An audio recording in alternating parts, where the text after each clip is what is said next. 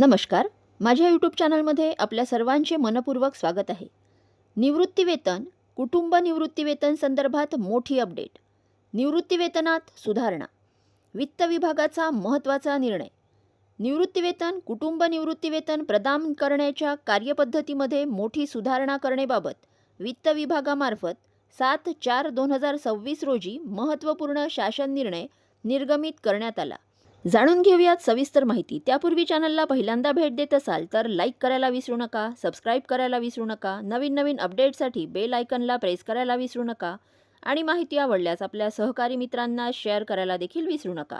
सदर निर्णयानुसार नमूद करण्यात आले आहे की नामनिर्देशित वारसदाराने निवृत्तीवेतन, कुटुंब निवृत्तीवेतन धारकाच्या मृत्यूच्या दिनांकापासून 5 वर्षाच्या आतमध्ये लेखा कार्यालय कोषागार कार्यालयास अर्ज सादर केल्यास थकबाकी रक्कम परिगणना करून त्वरित रक्कम प्रदान करण्यास कार्यवाही करण्याचे निर्देश देण्यात आले आहेत.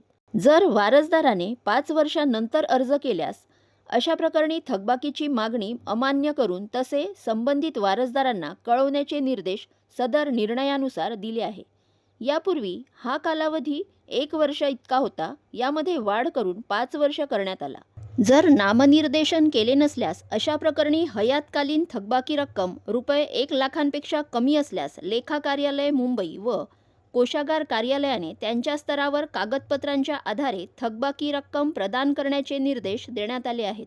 त्यासाठी लागणारी आवश्यक कागदपत्रे: वारस प्रमाणपत्र, कुटुंब तपशील, आहरण व संवितरण अधिकारी यांच्याकडील नामनिर्देशन, मृत्यूपत्र या कागदपत्रांची आवश्यकता असणार आहे.